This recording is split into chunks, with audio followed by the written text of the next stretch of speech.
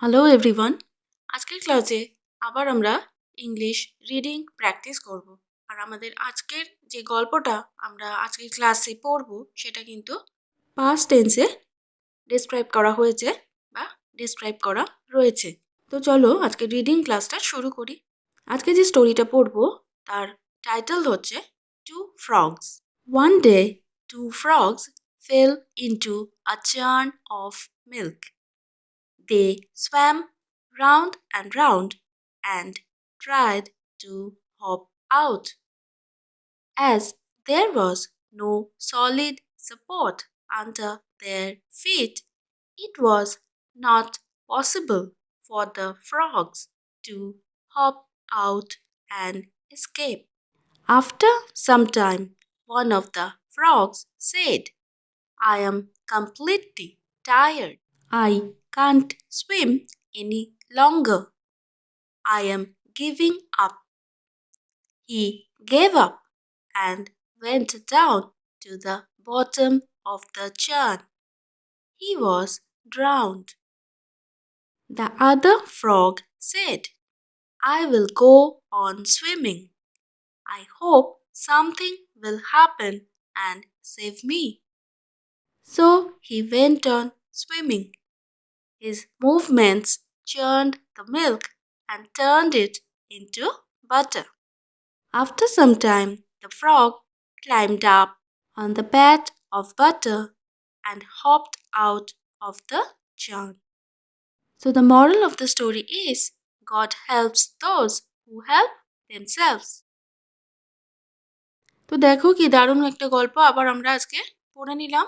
তো এবার আমরা এই গল্পটার মিনিং এবং স্পেলিং ও প্রোনাউন্সিয়েশনটাও এবার দেখে নিচ্ছি। Two frogs, TWO, FROGS, frogs মানে দুটো ব্যাংকে নিয়ে এই গল্পটা। One day, ONEDAY, one day মানে একদিন। টু ফ্রগস, TWO, মানে দুটো, FROGS, ফ্রগস। ফ্রগ তার সাথে এস যুক্ত হয়ে ফ্রগস মানে যেহেতু দুটো ব্যাঙ তাই ফ্রগের পরে এস যুক্ত হয়েছে বহু বচন বোঝাতে। ফেল ইনটু, FELL, ফেল এটা হচ্ছে ফলের পাস্ট টেন্স তাই বলছে ফেল। ফল মানে হচ্ছে পড়ে যাওয়া তাই পাস্ট টেন্স ফেল মানে হচ্ছে পড়ে গিয়েছিল। ইনটু মধ্যে, কার মধ্যে? INTO, ইনটু মানে হচ্ছে মধ্যে, তো কার মধ্যে? A churn of milk, CHURN, churn of milk, MILK, milk. এখানে চার্ন বলতে দুধ রাখার যে পাত্র বোঝায়, যেখানে দুধ রাখা হয়, তো সেই রকম একটা পাত্রকে বোঝাচ্ছে। তো আমরা জানি যে দুধ রাখা হয়, আমরা এই ধরনের পাত্র অবশ্যই সবাই দেখেছি যে একটা সিলিন্ডার শেপের লম্বা মতো পাত্র হয় যেখানে দুধ রাখা হয়। তো সেই পটটাকে বা সেই ভেসেলটাকে বা সেই কন্টেনারটাকে মানে সেই পাত্রটাকে চার্ন বলছে। যে আ চার্ন অফ মিল্কের মধ্যে দুটো ব্যাঙ একদিন পড়ে গিয়েছিল। দে, THEY, দে তারা মানে ব্যাঙ দুটোকে বোঝাচ্ছে। স্ব্যাম, SWAM, স্ব্যাম round and round, ROUND, round, AND ROUND, round. এখানে সুইমের পাস্ট টেন্স হচ্ছে স্ব্যাম মানে সাঁতার কেটেছিল বা সাঁতার কাটছিল। রাউন্ড অ্যান্ড রাউন্ড মানে বৃত্তাকারে ঘুরে ঘুরে। যেহেতু ব্যাঙ দুটো দুধের মধ্যে পড়ে গেছিল, তো এবার ওই অত দুধ থেকে ওরা উঠবে কি করে? তো তার জন্য ওরা কি করছিল? ওরা সাঁতার কাটছিল এবং যেহেতু চার্নটা সিলিন্ডার শেপের হয় তার জন্য ওরা ঘুরে ঘুরে বৃত্তাকারে সাঁতার কেটেই চলেছিল। And, and tried, TRIED, tried এটা হচ্ছে ট্রাই এর পাস্ট টেন্স তাই জন্য ট্রাইড মানে চেষ্টা করছিল। To HOP, hop, OUT, out মানে লাফিয়ে বাইরে বেরিয়ে আসতে। তার মানে ওই চার্ন অফ মিল্কের মধ্যে পড়ে যাওয়ার পরে ব্যাঙ দুটো কি করছিল? বৃত্তাকারে ঘুরে ঘুরে সাঁতার কাটছিল আর চেষ্টা করছিল যে কিভাবে লাফ দিয়ে ওইটার থেকে বাইরে বেরিয়ে আসতে পারে। As there was, AS, THERE, there, WAS, was. No, NO, no, SOLID, solid, SUPPORT, support. তাহলে কি বলছে? যেহেতু সেখানে কোনো, অ্যাজ দেয়ার ওয়াজ নো, যেহেতু সেখানে কোনো সলিড, সলিড মানে হচ্ছে শক্ত, এবং সাপোর্ট, এখানে সাপোর্ট হচ্ছে অবলম্বন। যেহেতু কোনো শক্ত অবলম্বন ছিল না, কোথায়? তাদের পায়ের তলায়, UNDER, under, THEIR, their, FEET, feet. তাদের পায়ের তলায় যেহেতু কোনো শক্ত অবলম্বন ছিল না, আমরা খুব ভালোভাবেই জানি যে ব্যাঙ যখন লাফ দেয় তখন কি হয়?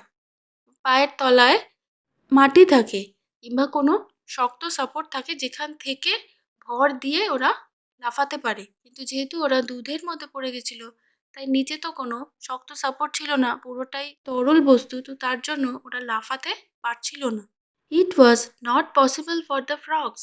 IT eat WAS was NOT not POSSIBLE possible, মানে এটা সম্ভব ছিল না। ফর দ্য ফ্রগস, কাদের জন্য? ব্যাঙগুলোর জন্য। টু হপ আউট, কি করার? লাফিয়ে পার হওয়ার। অ্যান্ড এসকেপ, এসকেপ মানে পালিয়ে যাওয়া। ESCAPE, escape. যেহেতু তাদের পায়ের তলায় কোনো শক্ত অবলম্বন ছিল না, তাই তারা লাফিয়ে ওই চার্নটা থেকে বেরিয়ে আসতে পারছিল না এবং তারপরে পালিয়ে যেতেও পারছিল না। After some time, AFTER, after, SOME, some, TIME, time, মানে কিছুক্ষণ পরে, one of the frogs said, মানে দুটো ব্যাঙের মধ্যে একটা ব্যাঙ বলল। ONE1, OF, of, THE, the, FROGS, frogs, SAID, said, দুটো ব্যাঙের মধ্যে একটা ব্যাঙ বলল কিছুক্ষণ পরে, I am completely tired. COMPLETE, complete, তার সাথে LY যুক্ত হয়, কমপ্লিটলি মানে সম্পূর্ণভাবে, টায়ার্ড মানে ক্লান্ত।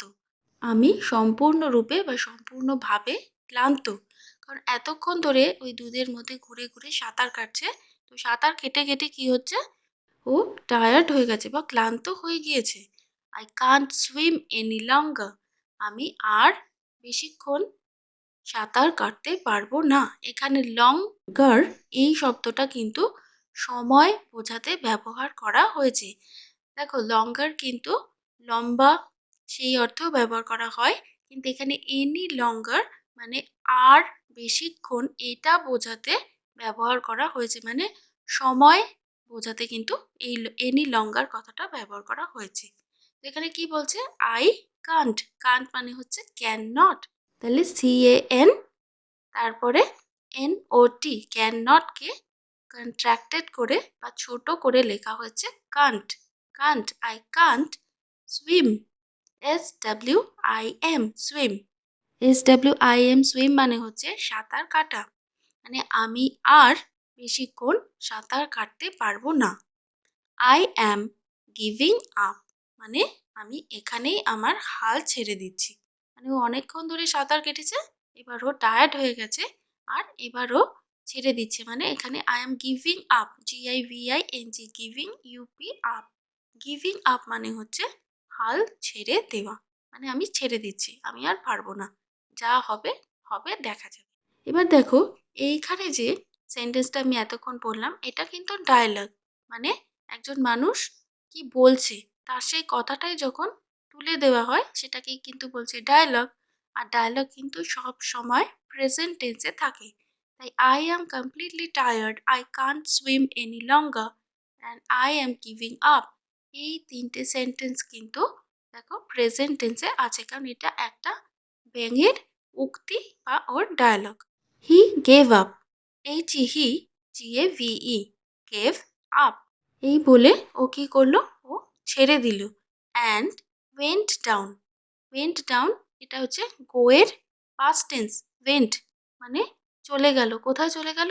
নিচে, DOWN, ডাউন মানে হচ্ছে নিচে। প্রথম কথা হচ্ছে যে ও হাল ছেড়ে দিল, মানে ও বলল যে না, আমি এতই টায়ার্ড হয়ে গেছি যে আমি আর সাঁতার কাটতে পারবো না। এটা বলার সাথে সাথে কি হলো, ও হাল ছেড়ে দিল, ও চেষ্টা করাটা ছেড়ে দিল, মানে বাঁচার চেষ্টা করাটা ও ছেড়ে দিল, এবং তার সাথে সাথে কি হলো, ও নিচে চলে গেল। And went down to the bottom, BOTTOM, bottom মানে হচ্ছে তলা বা তলদেশ, মানে একদম নিচে ও তলিয়ে গেল। অফ দ্য চার্ন, চার্ন মানে হচ্ছে আবার সেই দুধ রাখার যে পাত্র বা কন্টেনার বা ভেসেল, তো সেই ভেসেলের বা পাত্রের একদম নিচে ও তলিয়ে গেল বা চলে গেল। হি ওয়াজ ড্রাউন্ড। ড্রাউন্ড মানে ডুবে যাওয়া। DROWN ড্রাউন, তার সাথে ইডি যুক্ত হয়ে এটা পাস্ট টেন্স হয়েছে এবং তার মানে বলছে যে হি ওয়াজ ড্রাউন্ড, মানে ব্যাঙটা ডুবে গিয়েছিল। He was drowned. The other frog said. The other, OTHER, other frog said মানে অন্য ব্যাঙটা বলল, I will go on swimming. will, go, on, SWIMMING।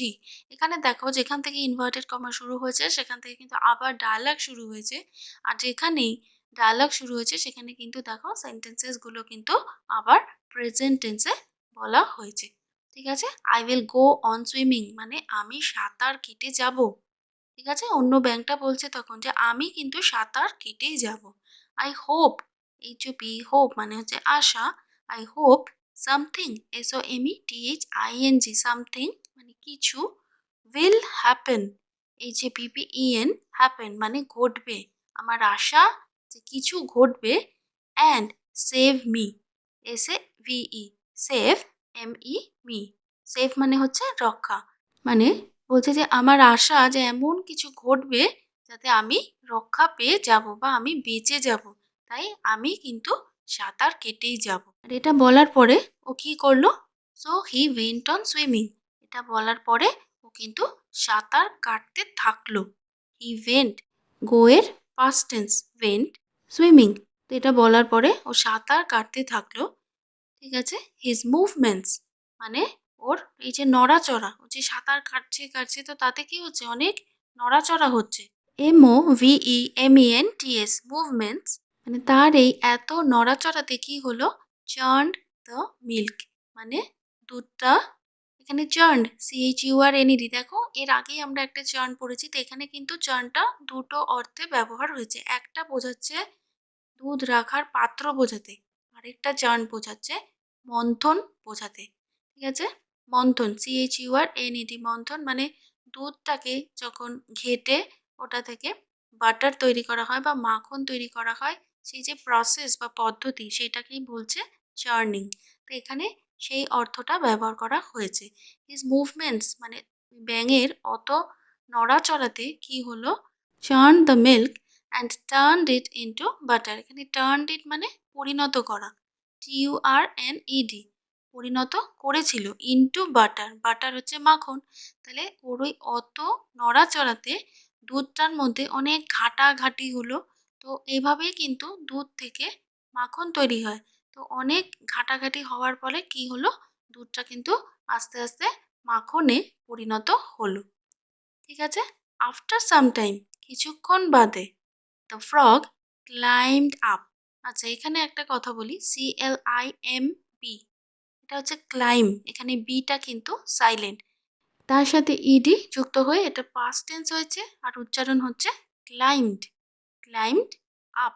কিছুক্ষণ পরে ব্যাঙটা উঠলো। কোথায় উঠলো? Climbed up on the Pat of butter.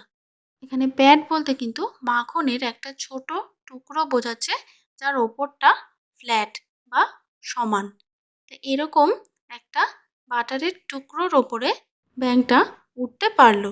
And, তো যখনই ও এই বাটারের টুকরোটার ওপরে উঠতে পারলো তখনই ও কি হলো, যে ওর পায়ের তলায় আবারও একটা, মানে যেটার ওপরে ও ভর করতে পারবে, ঠিক আছে, বা একটা অবলম্বন পাবে, তো সেরকম একটা জিনিস ও পায়ের তলায় পেলো, ওই প্যাট অফ বাটার বা একটা ছোট বাটারি টুকরোর ওপরে বসে।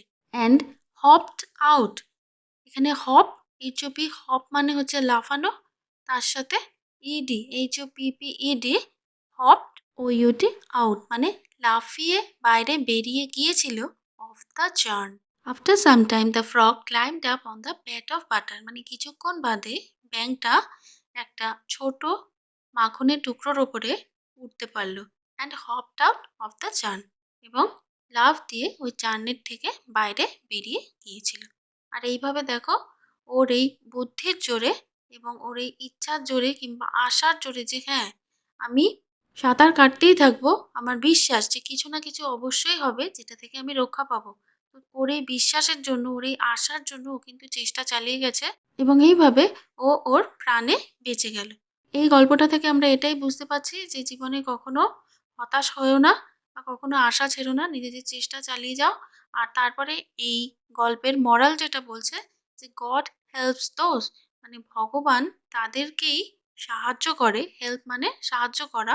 তো ভগবান হেল্পস দোজ মানে তাদেরকেই সাহায্য করে হু হেল্প দেমসেলভস, যারা নিজেরা আগে নিজেদেরকে সাহায্য করে।